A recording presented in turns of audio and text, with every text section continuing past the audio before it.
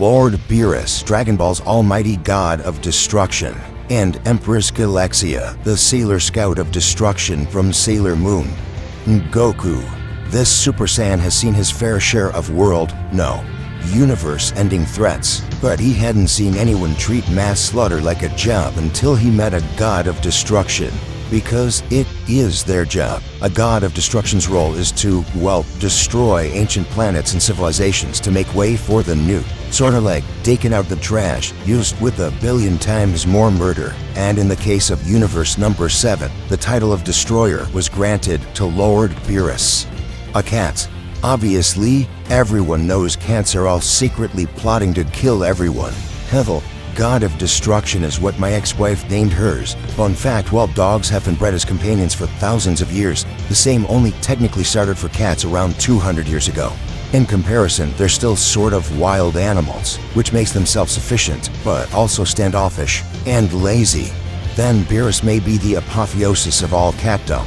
When he's not effortlessly annihilating solar systems, he's napping for decades. But when he wakes up, he takes his job seriously. He's way stronger and faster than any mortal. Look at him go. That's his God of Destruction's wrath technique. He's got spears of destruction, beams of destruction, sneezes of destruction, giant energy yarn balls of destruction, and cataclysmic orbs.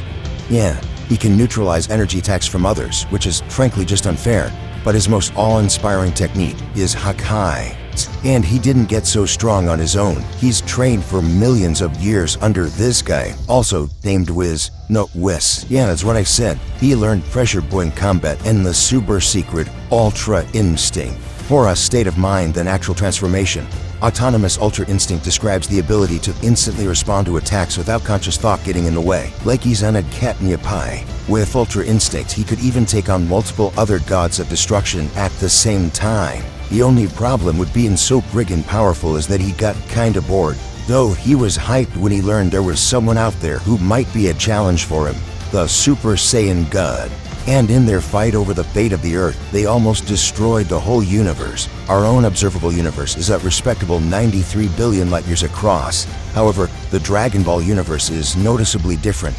As depicted by the symbolic model, the observable universe as we know it fits within that bottom area. Then there's hell in the middle, heaven up top, a bunch of dinosaurs sprinkled in there somewhere. Yes, it's kind of a mess. A single clash between Beerus and Goku sent ripples of energy rocketing through this entire macroverse in just 7 seconds. Even with conservative calculations, these shockwaves must have been moving well over 240 quadrillion times the speed of light. Hell, the guy's wing enough to fly between galaxies in just a couple of minutes. So, no surprise there. And when him and his Bandcamp brother Champa got into a fight, they almost tore apart the whole universe themselves. Now talk about a cat fight, but despite his incredible power, Beerus eventually did the one thing nobody ever expected.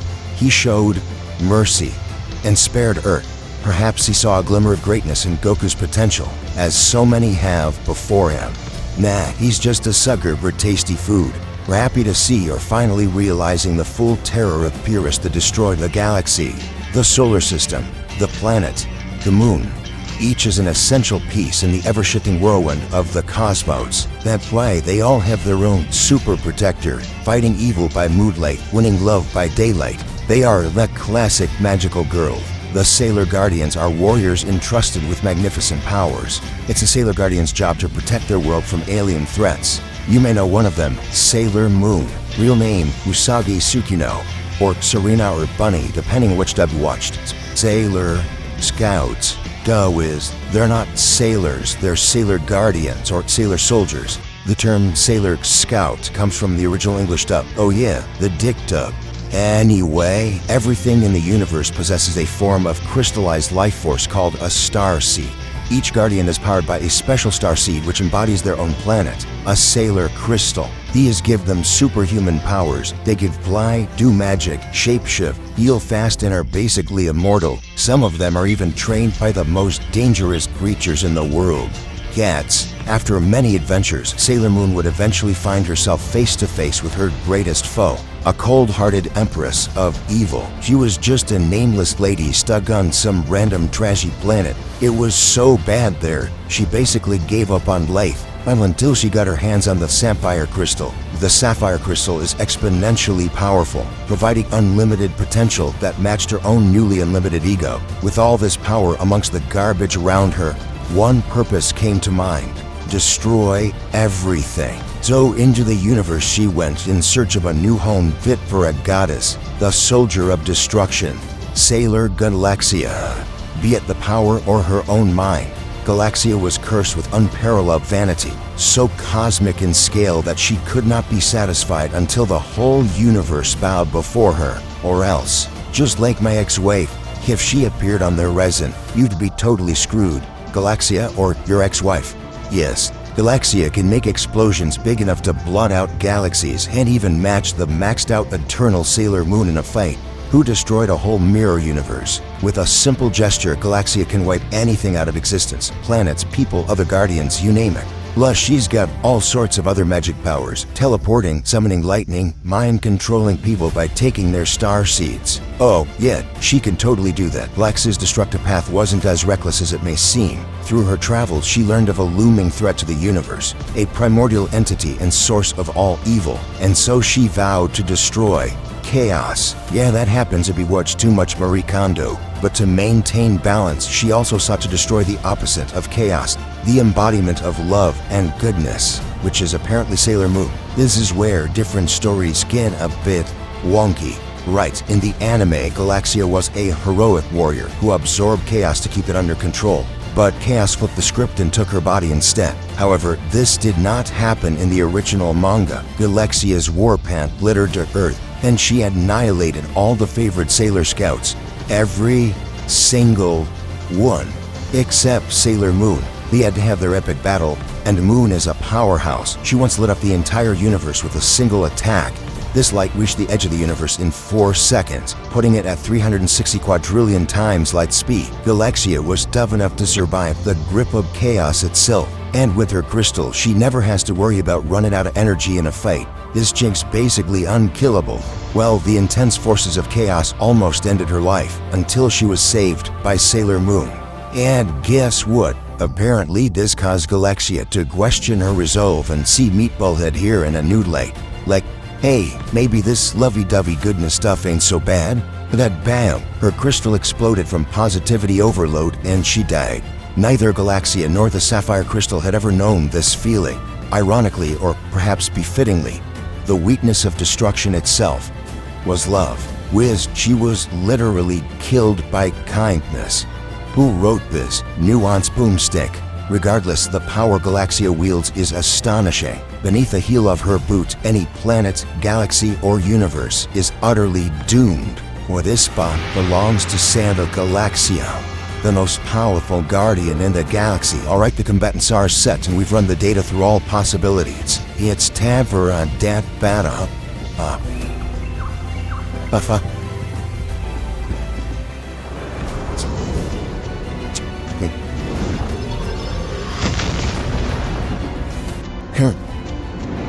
It's unwise to vaporize a god's dessert. Witness my infinite power.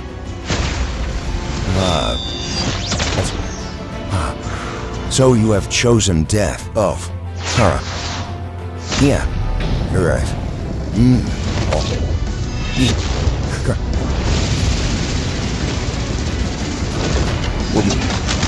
Yow. Ridiculous. Perish.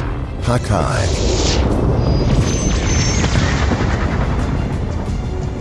Interesting. Apparently I found a worthy ploy. The hard way it is then. Right. Right. You don't. You are. Good.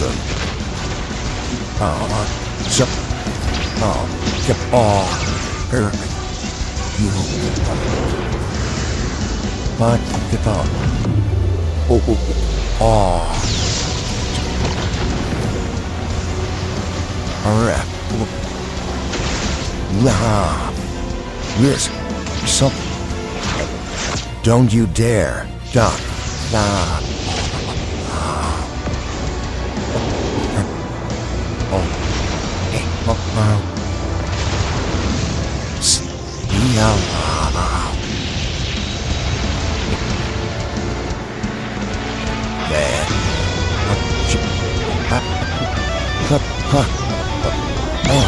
Now look what you've done. This is fourth up, you stupid captain.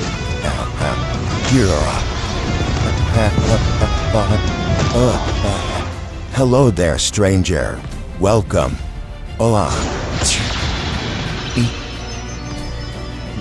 Kneel for me. Hello there, stranger. Welcome.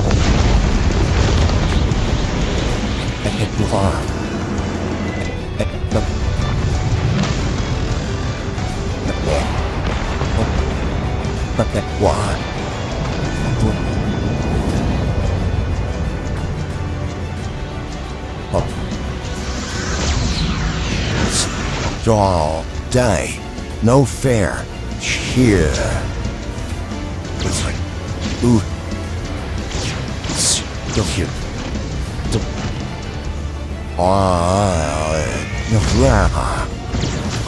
Look here. You're no match. You lack the instinct. You're trash. You'll die like dirt. Zara. You're all mine.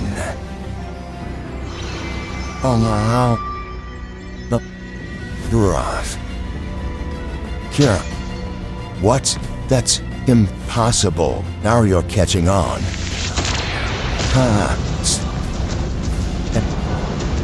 I am the impossible.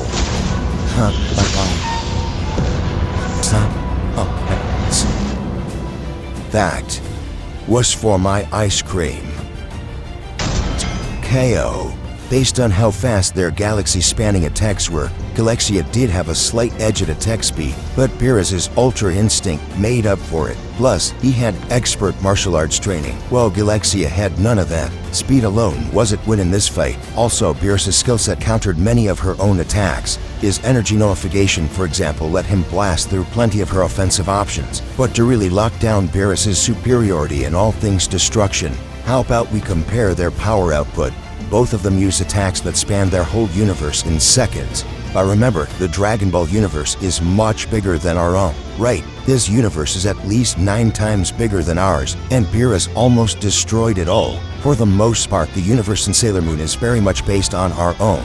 And the same should be said for Nehelenia's mirror universe Usagi destroyed. So, pretty clear cut. That means Beerus is 9 times stronger than Galaxia. Well, not exactly. They both are likely much stronger. Galaxia matched Endgame Eternal Sailor Moon in battle, who could destroy 8 of her Animamate minions at once. Did you say Hanamores? Long story short, a single Animamate could match a Sailor Guardian equal in power to Sailor Moon when she destroyed that mirror universe. While this is admittedly a very highball estimate, defeating 8 Animamates at once could logically translate to possessing 8 times that power. Since Galaxia could match her in combat, this potentially puts Galaxia's output level much closer to Beerus and Goku's clash. But the shockwave happened when Goku had only just gone Super Saiyan God for the first time. Beerus claimed he was going all out with 100% of his power, but like all cats, he was lying. Telling Goku that you were using 100% of your power was a very clever tactic to draw out his full strength, even though it wasn't true. Even after Goku later achieved Super Saiyan Blue with Kaioken, a form many times more powerful than his first go at being a redhead, Beerus was still considered his superior. The winner is Lord Beerus.